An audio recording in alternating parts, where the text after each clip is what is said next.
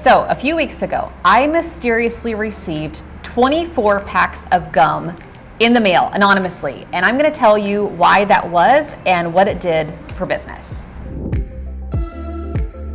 So I'm here today with the man who anonymously sent me 24 packs of gum in the mail, and I have to say, I've known Tim for a while. He's the best business professional photographer I've ever worked with, but there is one reason that you're in my office today, and it has to do with gum. So Tim, tell everybody why you sent me all that gum. Okay, so to backtrack a little bit, I saw one of Carrie's posts a while back about how she was talking about abundance, and she used an example of the gum that she has in her drawer and how when she gets low on gum, it kind of triggers that fear mindset, and she was encouraging to have a mindset of abundance. And so the idea popped in my mind to just send an overload of this gum so that she has a plethora of abundant supply of gum.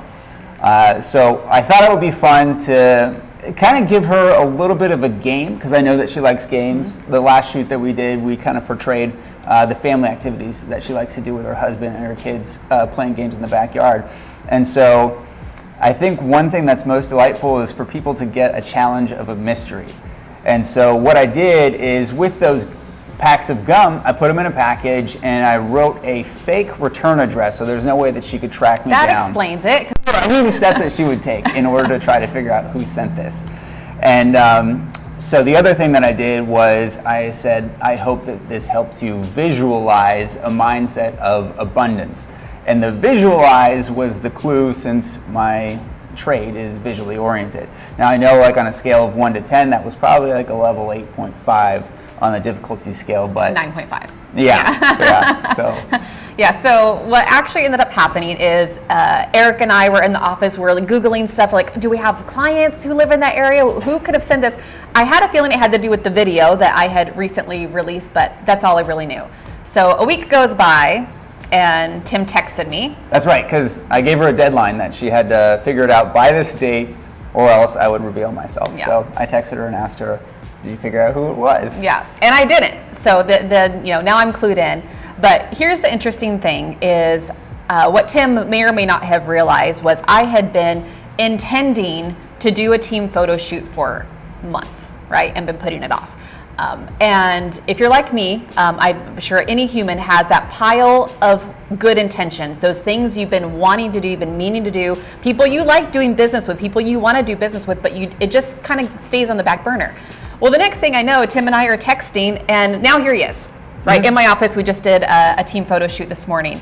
And I would not have booked it at that time if he had not made the effort to reach out to me, make me smile, have that bit of surprise, and put us back in contact. It gave us a reason to reconnect and re-engage.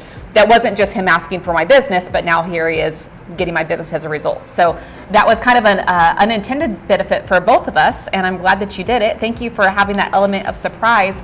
And it just goes to show those little touches that you do to stay in touch.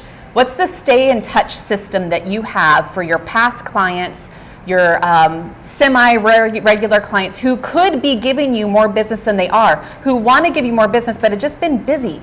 And do those fun little elements of surprise to create an experience for them, re-engage, and get back into business together.